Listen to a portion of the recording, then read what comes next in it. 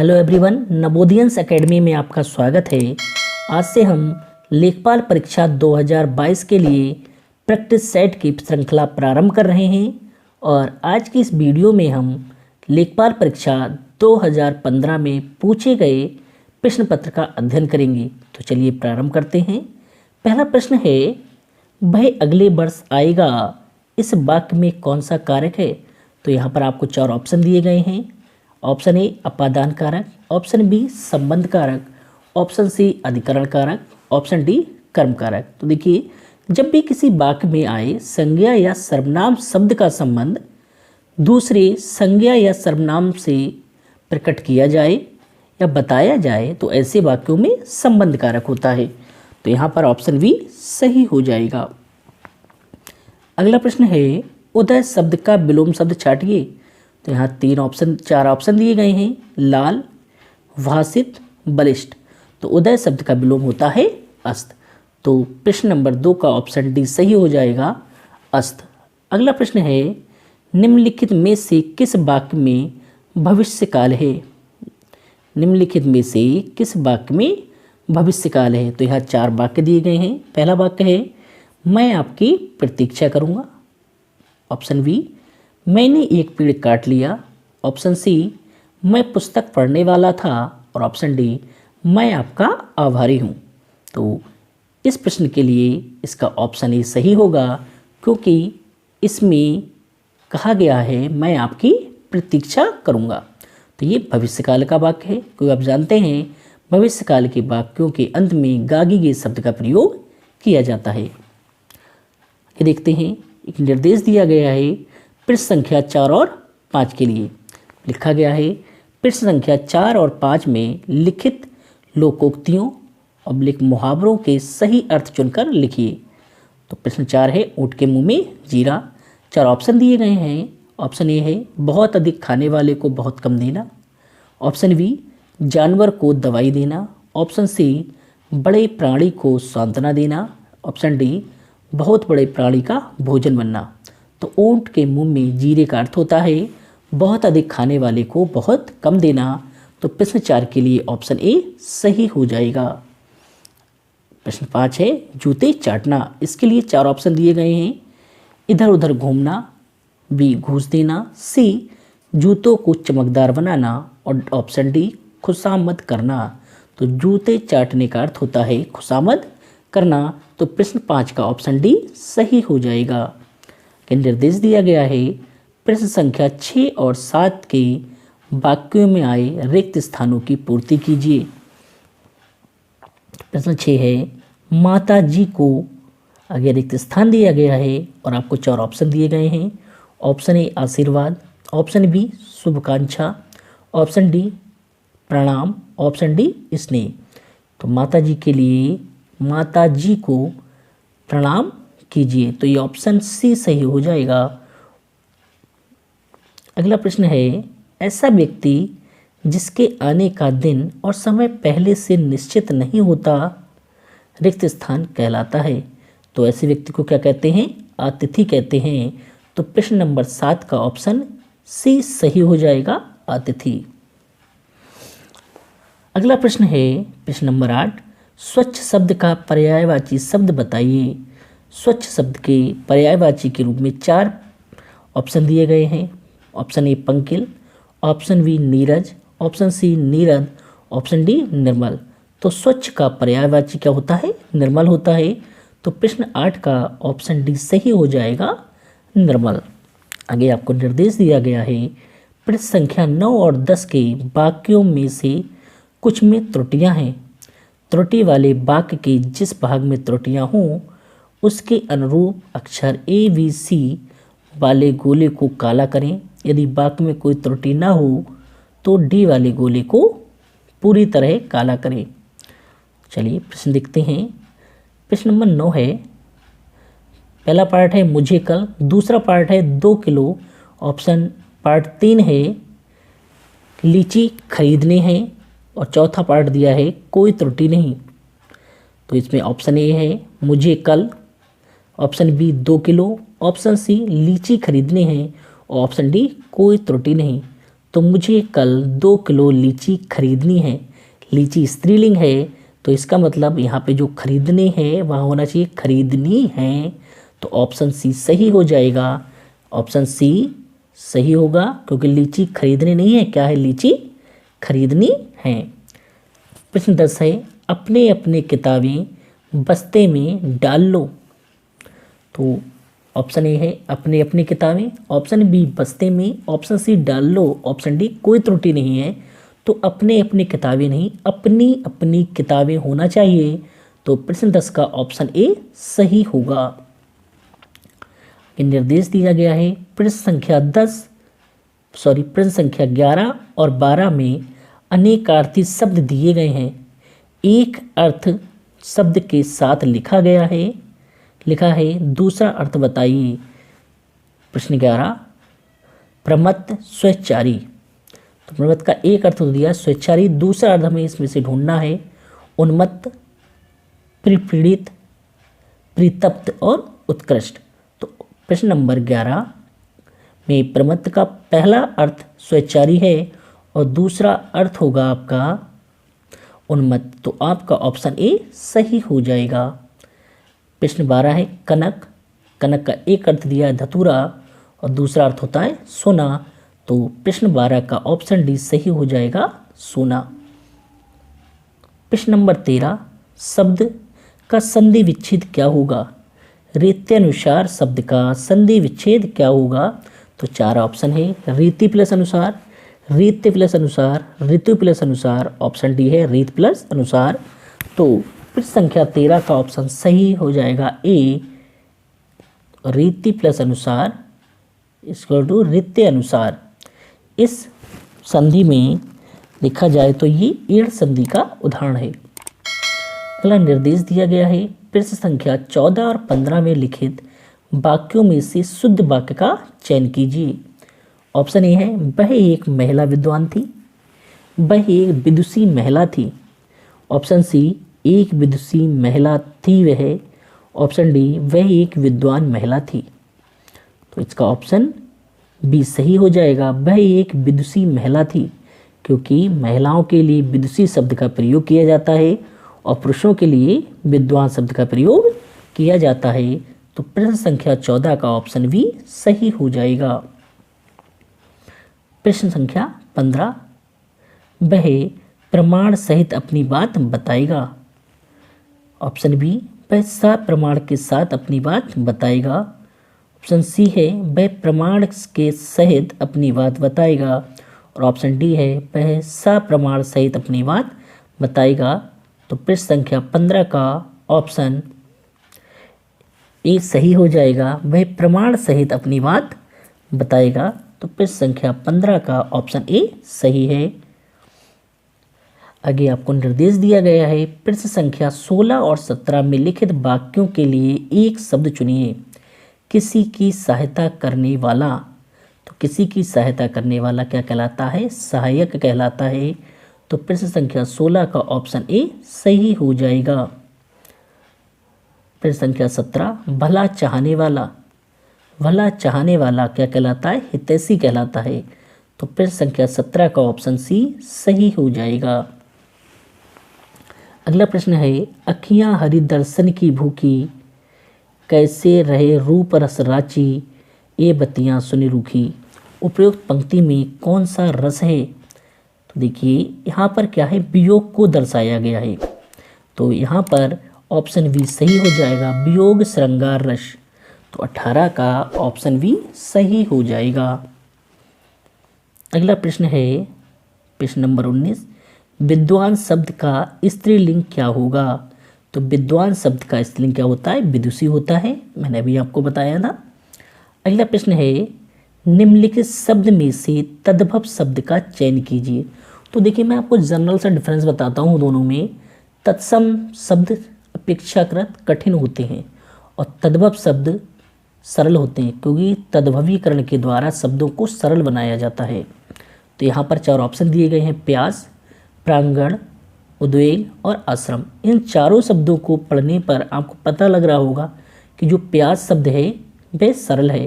तो option A सही हो जाएगा। तद्भव क्या होता है? एक सरल शब्द होता है देखा जाए तो। वैसे आप शब्दों को पढ़ें तो आप नोटिस करेंगे कि जो कठिन शब्द हैं वो क्या होते हैं, तत्सम शब्द होते हैं। लेकिन ऐसा हर जगह नहीं होता है, लेकिन आप इस तरह से अपने प्रश्न को लगभग 99% तक सही कर सकते हैं जब आपको पहचानने को दिया जाए। अन्यथा आप तत्सम और तद्भव शब्दों को पढ़िए, नहीं याद कीजिए। अगला प्रश्न है, काली घटा का घमंड घटा उपरोक्त पंक्ति में कौन सा अलंकार है? तो प्रश्न नंबर 21 के लिए आपके लिए 4 ऑप्शन है, यमक, उपमा, उत्प्रेक्षा और रूपक। तो प्रश्न नंबर 21 का ऑप्शन ए सही हो जाएगा, यमक अलंकार। जहाँ एक ही शब्द 2 बार प्रयोग हो और उसका अर्थ दोनों बार अलग अलग हो तो कौन सा अलंकार होता है? यमक अलंकार होता है। तो प्रश्न नंबर 21 का ऑप्शन ए सही हो जाएगा।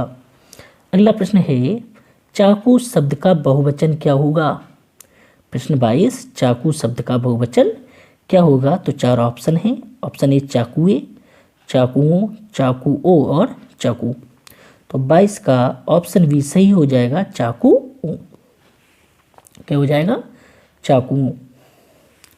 अगला है, त्रिवेणी शब्द में कौन सा समास है? 4 ऑप्शन है, कर्मधारय समास, बहुव्रीहि समास, द्विगु समास और द्वंद्व समास। तो द्विगु समास में आप जानते होंगे कि वह समास जिसका प्रथम पद क्या हो, संख्यावाचक हो और वह समूह को दर्शाता हो तो क्या होगा? द्विगु समास होगा। तो प्रश्न नंबर 23 का ऑप्शन सी सही हो जाएगा, द्विगु समास। अगला प्रश्न है, निम्नलिखित विकल्पों में से तत्सम शब्द का चयन कीजिए। तो जब ट्रिक मैंने आपको बताई थी उस हिसाब से देखिए, आपको यहाँ 4 ऑप्शन दिए गए हैं, तीखा, अटारी, निकृष्ट और गहरा। तो देखिए इसमें जो कठिन शब्द है वो कौन सा है? निकृष्ट है। मैंने क्या बताया था आपको कि तद्भव की अपेक्षा तत्सम शब्द कठिन होते हैं। बाकी देखिए आप तीखा, अटारी और गहरा तीनों नॉर्मल शब्द हैं, सुने हुए शब्द हैं जिन्हें हम बहुत प्रयोग करते हैं। और हम लोग क्या है, तद्भव शब्दों को ही अधिक प्रयोग करते हैं, तत्सम शब्दों को बहुत कम प्रयोग करते हैं, क्योंकि तत्सम शब्द क्या होते हैं? कठिन होते हैं।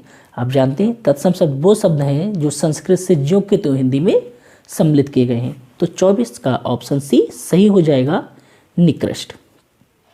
हिंदी का अंतिम प्रश्न है प्रश्न नंबर 25, निम्नलिखित वाक्य में मोटे छपे शब्द की शुद्ध वर्तनी कौन सी है? अत्यधिक व्यस्तता से जीवन में नीरसता आ जाती है। तो इसमें 4 ऑप्शन हैं।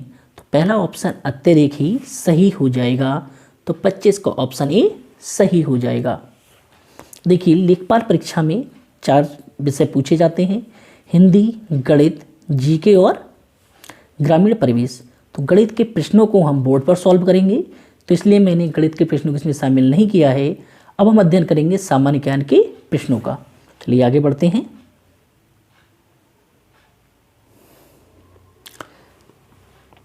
सामान्य ज्ञान का प्रथम प्रश्न है, गांधी जी ने भारत छोड़ो आंदोलन कब शुरू किया था?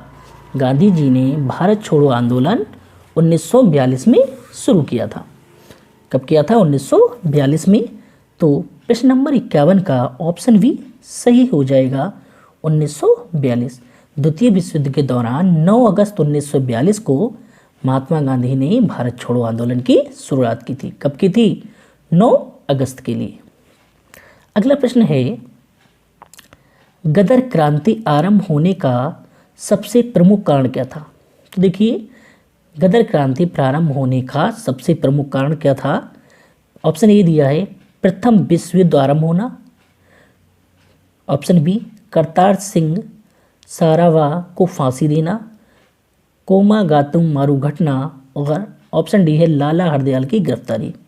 तो गदर क्रांति प्रारंभ होने का सबसे प्रमुख कारण था कोमागाटा मारू घटना। देखिए कोमागाटा मारू घटना है वह घटना है जिसमें भारतीय अप्रवासियों से भरे कोमागाटा मारू नामक जापानी जहाज को मई 1914 में कनाडा में प्रवेश नहीं करने दिया गया था और उसे वापस भेज दिया गया था। इसी घटना के फलस्वरूप गदर क्रांति का प्रारंभ हुआ था। प्रश्न नंबर 53 देखते हैं, निम्नलिखित में से कौन सा मेरुरज्जु का एक महत्वपूर्ण कार्य है?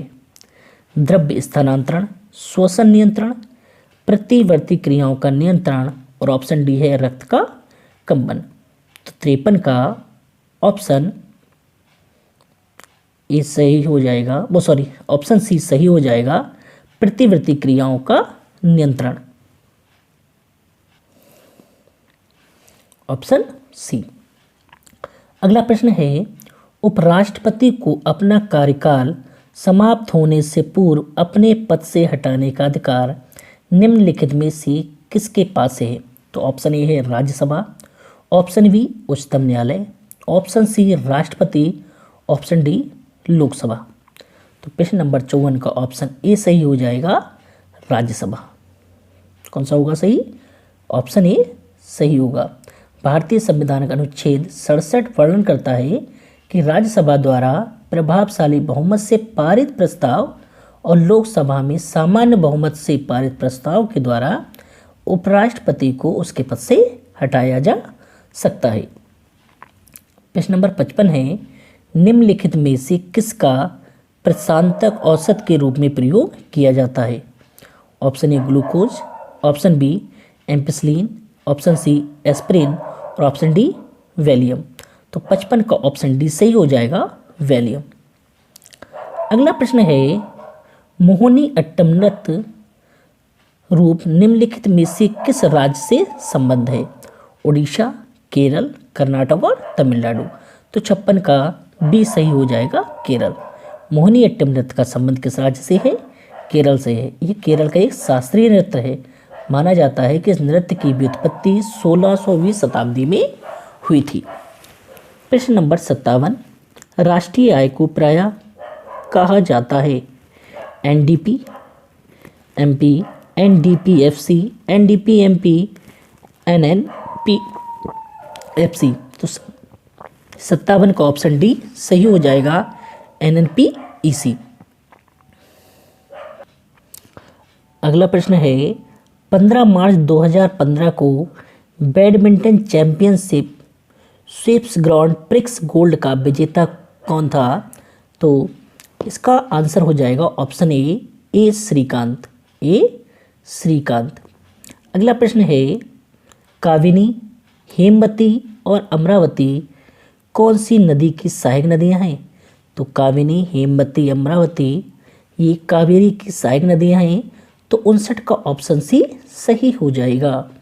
अगला प्रश्न है, 1857 के प्रथम स्वतंत्रता विद्रोह में भाग लेने वाली प्रसिद्ध महिला स्वतंत्रता सेनानी कौन थी? तो इसमें ऑप्शन दिए गए हैं, कस्तूरबा गांधी, भीकाजी कामा, सरोजिनी नायडू और बेगम हजरत महल। तो ऑप्शन डी सही हो जाएगा, बेगम हजरत महल। और बेगम हजरत महल ने लखनऊ से इस विद्रोह का नेतृत्व किया था। प्रश्न नंबर 61 है, समान प्रावस्था में कंपायन माध्यम के किन्हीं दो सबसे निकटतम कणों के बीच की दूरी होती है? तरंगदैर्घ्य, आवृत्ति, वेग और आयाम। तो 61 का ऑप्शन ए सही हो जाएगा, तरंगदैर्घ्य। अगला प्रश्न है, शहरों के बाहर आर्थिक सुअवसर बनाने के लिए रिक्त स्थान दिया गया है। मॉडल शहरी आधारभूत संरचना और सेवाएं ग्रामीण केंद्रों में स्थापित करने का प्रस्ताव रखता है। मालनोविस, पूरा, गांधीवादी या एलपीजी। तो 62 का ऑप्शन बी सही हो जाएगा, पूरा।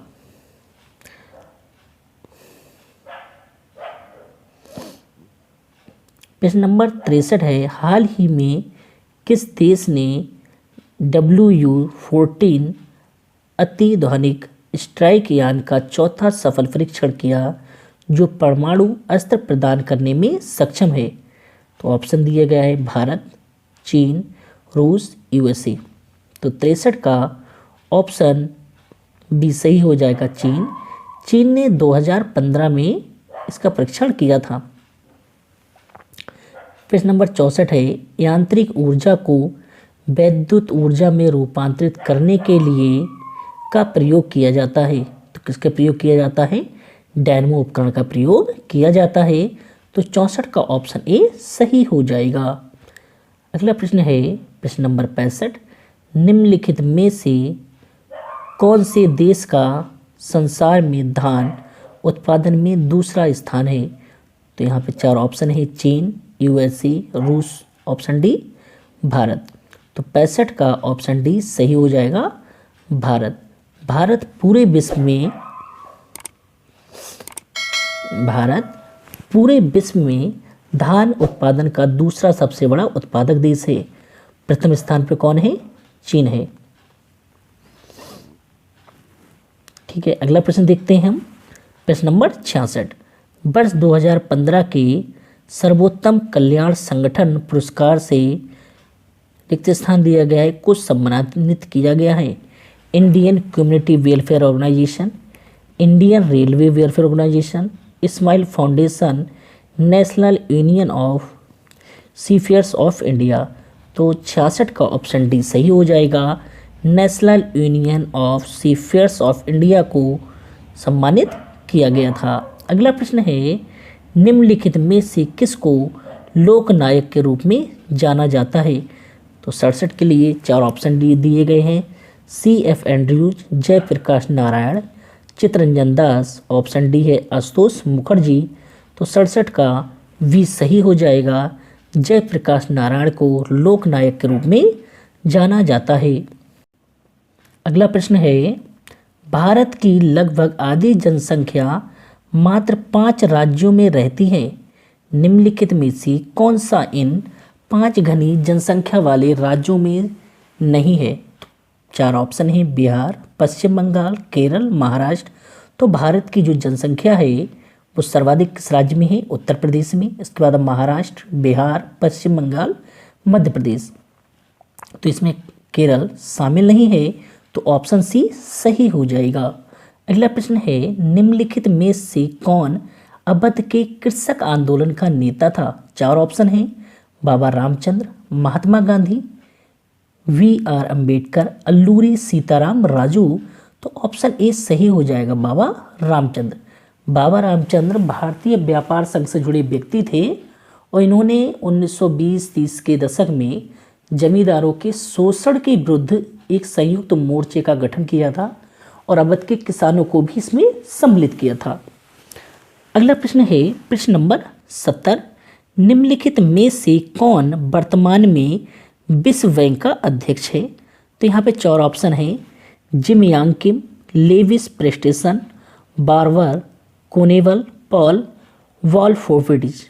तो ये प्रश्न है 2015 का, तो इसके हिसाब से देखा जाए तो ऑप्शन ए सही है। लेकिन अगर हम बात करें वर्तमान की, तो वर्तमान में डेविड मालपास विश्व बैंक के अध्यक्ष हैं। कौन है? David Malpass. कौन है? डेविड मालपास वर्तमान में विश्व बैंक के अध्यक्ष हैं। अगला प्रश्न है, मशरूम किसके उदाहरण हैं? ऑप्शन ए वायरस विषाणु की, option B lichen सैके, option C fungi कवक, ऑप्शन डी बैक्टीरिया। तो मशरूम कवक का उदाहरण है, तो ऑप्शन सी सही हो जाएगा, फंजाई। अगला प्रश्न है, दिल्ली मेट्रो को अपनी प्रथम ड्राइवर रहित रेलगाड़ी किस देश से प्राप्त हुई थी? रूस, दक्षिण कोरिया, फ्रांस, USA। तो 72 का ऑप्शन बी सही हो जाएगा, दक्षिण कोरिया। जून 2015 में दिल्ली मेट्रो को दक्षिण कोरिया से प्रथम चालक रहित ट्रेन प्राप्त हुई। दक्षिण कोरिया के चांगवान में निर्मित नए युग की ट्रेन दिल्ली के मुकुंदपुर डिपो पर पहुंची थी। तो ऑप्शन बी हमारा सही हो जाएगा। अगला प्रश्न है, भारत में पंचायती राज स्थापित करने वाले प्रथम 2 राज्य कौन से थे? महाराष्ट्र, राजस्थान और महाराष्ट्र, राजस्थान पश्चिम बंगाल, राजस्थान और आंध्र प्रदेश। ऑप्शन डी है राजस्थान और पंजाब। तो 73 का ऑप्शन सी सही हो जाएगा, राजस्थान और आंध्र प्रदेश। राजस्थान और आंध्र प्रदेश। पंचायती राज व्यवस्था की बात की जाए तो पंचायती राज व्यवस्था सर्वप्रथम 2 अक्टूबर 1959 को राजस्थान के नागौर जिले द्वारा अपनाई गई थी। कहाँ से? राजस्थान के नागौर जिले से। उसके बाद की जाए दूसरे राज्य की बात तो आंध्र प्रदेश है इस व्यवस्था को लागू करने वाला या अपनाने वाला राज्य। अगला प्रश्न है, भारत ने पृथ्वी के धरातल पर कितना प्रतिशत घेरा हुआ है? तो हम बात कर रहे हैं क्षेत्रफल की। तो क्षेत्रफल में भारत बहुत कम भाग पर फैला हुआ है, जबकि जनसंख्या भारत में 17% निवास करती है। तो 74 का ऑप्शन आपका डी सही हो जाएगा। 2.4% भारत ने घेरा हुआ है। अगला प्रश्न है, अशोक के आक्रमण के दौरान कलिंग पूर्वी प्रांत की राजधानी कौन सी थी? तो यहाँ पे ऑप्शन दिए गए हैं तक्षशिला, पाटलिपुत्र, उज्जैन और तोसली। तो 75 का ऑप्शन डी सही हो जाएगा, तोसली। पूर्वी राज्य की राजधानी यानी कलिंग की राजधानी कौन सी थी? तोसली थी। अगला पार्ट हम देखते हैं ग्रामीण विकास से संबंधित। तो प्रश्न नंबर 76 है, कौन सी उपभाषा राज्य के पश्चिमी भागों रोयलखंड और ऊपरी दोआब में बोली जाती है? बुंदेलखंडी, खड़ी बोली, अवधी, ऑप्शन डी है ब्रज। तो हमारा 76 का ऑप्शन बी सही हो जाएगा, खड़ी बोली। तो रोयलखंड क्षेत्र में कौन सी बोली बोली जाती है? खड़ी बोली बोली जाती है। खड़ी बोली मुख्यतः दिल्ली के आसपास के क्षेत्रों में बोली जाती है। उत्तर प्रदेश है, उत्तराखंड, राजस्थान आदि इन क्षेत्रों में खड़ी बोली बोली जाती है। प्रश्न नंबर 77 है, तहसील स्तर पर सरकारी निकायों को क्या कहा जाता है? पंचायत समिति, ग्राम सभा, ग्राम पंचायत, नगर पालिका। तो 77 का ऑप्शन ही सही हो जाएगा, पंचायत समिति। भारत में पंचायत समिति तहसील या तालुका स्तर पर एक स्थानीय सरकारी निकाय है। ये तहसील या तालुका के गांव के लिए कार्य करती है, जिसे प्रखंड विकास भी कहते हैं, विकास खंड भी कहा जाता है। बात करें अगले प्रश्न की, तो प्रश्न नंबर 78, 2011 की जनगणना के अनुसार उत्तर प्रदेश का सबसे अधिक जनसंख्या वाला शहर कौन सा है? उत्तर प्रदेश का सर्वाधिक जनसंख्या वाला शहर कौन सा है? तो शहर की बात की जाए तो यहाँ पर 4 ऑप्शन दिए गए हैं। ए कानपुर, बी लखनऊ, सी अलीगढ़ और डी बरेली। तो देखा जाए तो इसके अनुसार सर्वाधिक जनसंख्या वाला राज्य लखनऊ है, यानी शहर कौन सा है? लखनऊ। तो ऑप्शन बी सही हो जाएगा, 78 का ऑप्शन बी सही हो जाएगा। अगला प्रश्न है, हाल ही में केंद्र सरकार को प्रस्तुत की गई रंगराजन रिपोर्ट के अनुसार कोई व्यक्ति जो ग्रामीण क्षेत्रों में खाली जगह रुपए से अधिक खर्च करता है उसे गरीब नहीं समझा जाएगा। तो 79 का ऑप्शन ए सही हो जाएगा। 32 और 47 रुपये इसका ऑप्शन होना चाहिए, 32 से 47 रुपये। तो हमारा ऑप्शन कौन सा सही होगा? ए। तो ऑप्शन ए सही है। अगला प्रश्न है, उत्तर प्रदेश के निम्नलिखित शहरों में से किससे पीतल उत्पादों का अधिकतम निर्यात किया जाता है? तो पीतल नगरी के नाम से मशहूर जिला कौन सा है? मुरादाबाद। तो ऑप्शन ए सही हो जाएगा। अगला प्रश्न है, उत्तर प्रदेश कितने जिलों में विभाजित है? तो उत्तर प्रदेश 75 जिलों में विभाजित है। तो 81 का ऑप्शन ए सही हो जाएगा। उत्तर प्रदेश को 18 प्रभागों के अंतर्गत 75 जिलों में विभाजित किया गया है। अगला प्रश्न है, अंबेडकर विशेष रोजगार AVRY के अंतर्गत परियोजना की इकाई लागत से कम नहीं होनी चाहिए। तो यहाँ पर 4 ऑप्शन दिए गए हैं, 60,000 से कम, 75,000 से कम, 1 लाख से कम और 50,000 से कम। तो 82 का आंसर डी सही हो जाएगा, 50,000 से कम। 82 का ऑप्शन डी सही हो जाएगा, 50,000 से कम। अगला प्रश्न है, खाली जगह दी है, सुल्तानपुर ने सामाजिक वानिकी योजना की कुशल कार्य प्रणाली के लिए केंद्रीकृत डाटाबेस की समस्या का समाधान करने की पहल की। ऑप्शन ए राष्ट्रीय प्रतिदर सर्वेक्षण संगठन, जिला उद्योग केंद्र, क्षेत्रीय ग्रामीण बैंक, राष्ट्रीय सूचना केंद्र, नेशनल इंफॉर्मेटिक्स सेंटर। तो 83 का ऑप्शन डी सही हो जाएगा, राष्ट्रीय सूचना केंद्र NIC। अगला प्रश्न है, उत्तर मध्य रेलवे का मुख्यालय कहाँ स्थित है? तो 4 ऑप्शन दिए गए हैं, झांसी, इलाहाबाद, गाजियाबाद और आगरा। तो उत्तर मध्य रेलवे का मुख्यालय कहाँ स्थित है? तो हमारा 84 का ऑप्शन बी सही हो जाएगा, इलाहाबाद। उत्तर मध्य रेलवे का मुख्यालय कहाँ स्थित है? इलाहाबाद में स्थित है। प्रश्न नंबर 85 है, भारत में स्थित किस शहर को विश्व का सबसे पुराना शहर माना जाता है? कुशीनगर, वाराणसी, आगरा और सारनाथ। तो 85 का ऑप्शन बी सही हो जाएगा, वाराणसी। वाराणसी को विश्व का सबसे पुराना शहर माना जाता है। ये प्रश्न परीक्षाओं में कई बार पूछा गया है। अगला प्रश्न है, चमड़े की वस्तुओं के लिए प्रसिद्ध जिला है? आगरा और कानपुर, सोनभद्र और इलाहाबाद, जौनपुर और रामनगर, मुरादाबाद और लखनऊ।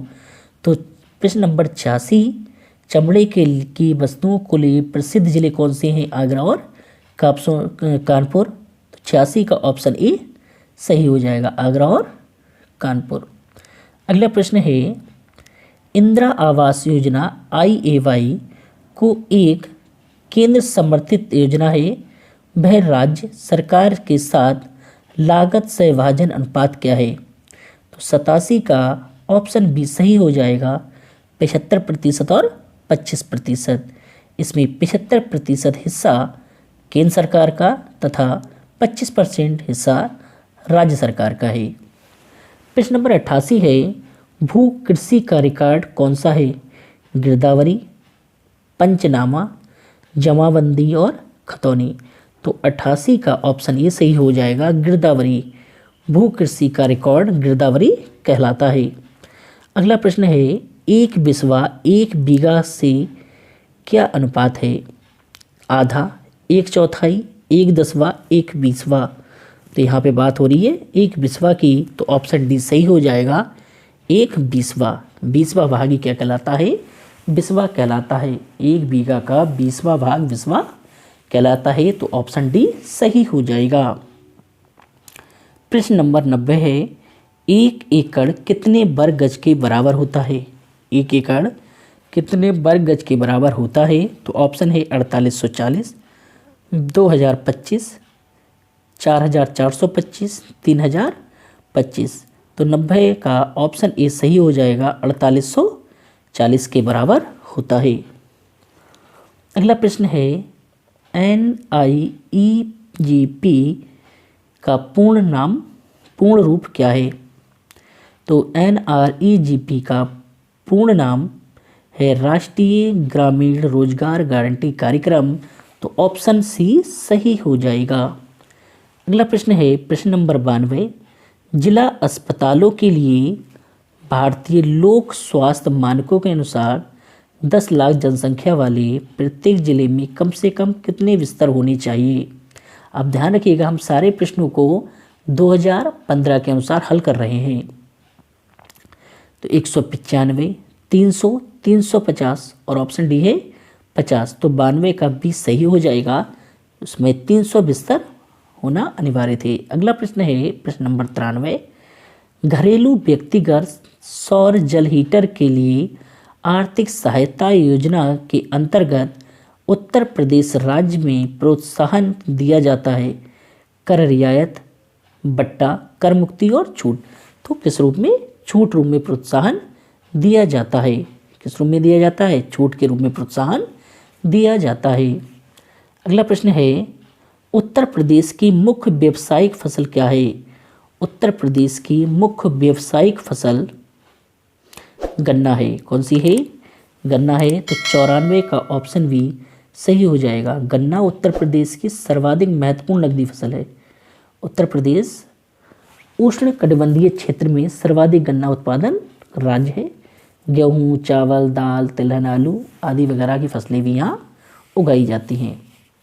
प्रश्न नंबर 95, एक ग्राम पंचायत में ग्राम के वार्डों से चुने हुए कितने सदस्य होते हैं जिन्हें पंच कहा जाता है? तो 95 का ऑप्शन बी सही हो जाएगा, 7 से 17 सदस्य।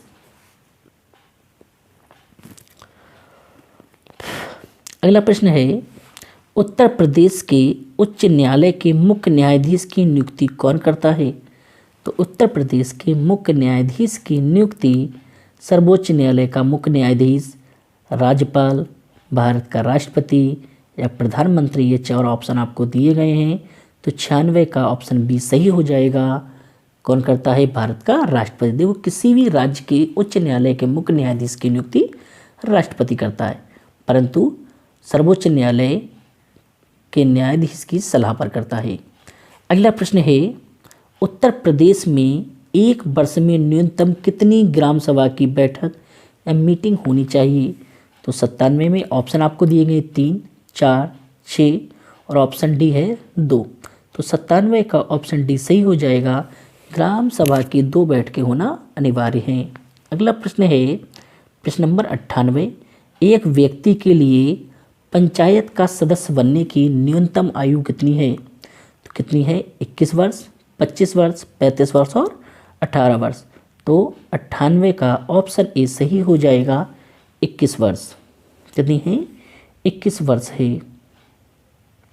अगला प्रश्न है, मध्याह्न भोजन कार्यक्रम के अंतर्गत विद्यालय स्तर पर बच्चों के न्यून भार की प्रतिशतता का आकलन किस आवृत्ति पर किया जाना चाहिए?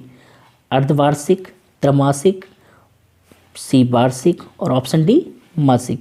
तो 99 का ऑप्शन ये सही हो जाएगा, अर्धवार्षिक। अगला प्रश्न है प्रश्न नंबर 100, MGNREGA के अंतर्गत सामग्री संगठन के मामले में केंद्र और राज्य सरकार द्वारा किए गए निधिकरण का अनुपात क्या है होता है? 100, 0, 50-50, 25-75 और 75-25। तो यहाँ पर ऑप्शन डी सही हो जाएगा, 75:25।